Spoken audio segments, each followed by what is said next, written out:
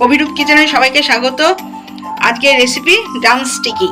তার জন্য লাগছে চিকেনের লেগ পিস 4টে, আলু, একটা আলু দিয়েছি, লাগছে ডিম, ময়দা, বিস্কুটের গুঁড়ো, রসুন, নুন, পেঁয়াজ, শুকনো লঙ্কা কুচিয়ে রেখেছি, কাঁচা লঙ্কা কোচানো, আর গোলমরিচের গুঁড়ো, আর লাগছে শাহি গরম মশলা, আর লাগছে জিরের গুঁড়ো।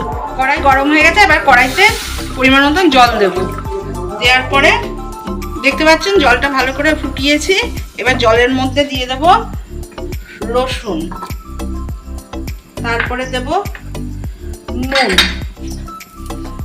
1 চামচ নুন দিয়ে দেবো। নুন দেওয়ার পর একটু নাড়িয়ে তারপরে দেবো চিকেনগুলো ভালো করে সেদ্ধ হবে।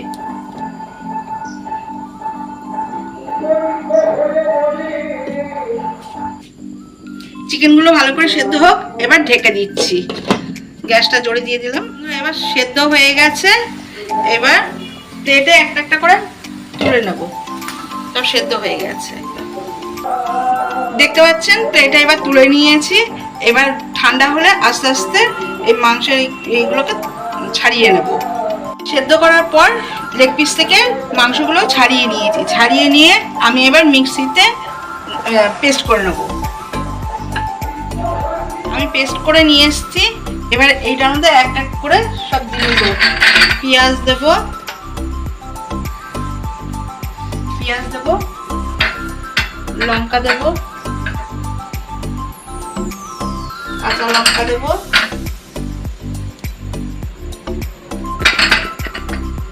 সামান্য গোলমরিচ গুঁড়ো দেব,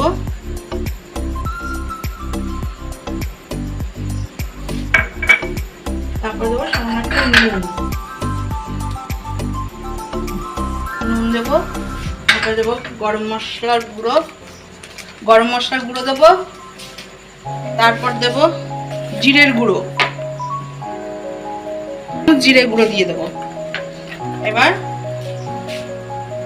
এবার আলু সেদ্ধগুলো দিয়ে দেবো এর মধ্যে, দিয়ে ভালো করে মেখে নেব।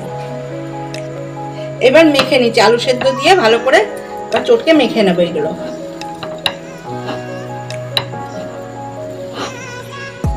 দেখতে পাচ্ছেন বন্ধুরা, আমি ভালো করে মেখে নিয়েছি সবকিছু দিয়ে। এবার এই যে লেগ পিসগুলো আছে, এখানে যে লেগ পিসগুলো, এই লেগ পিসগুলোর মধ্যে এরকম করে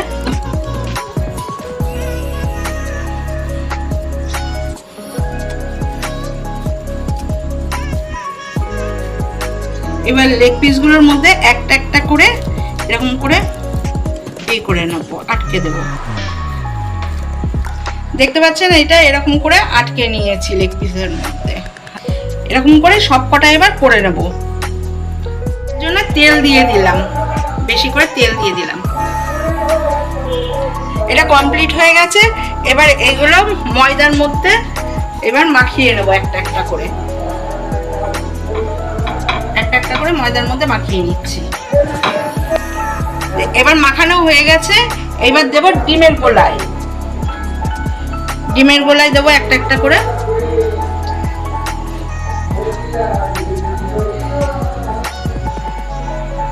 ডিমের গোলার যে মাখানোটা এবার বিস্কুটের গুঁড়োর মধ্যে একটা একটা করে দিয়ে দেবো।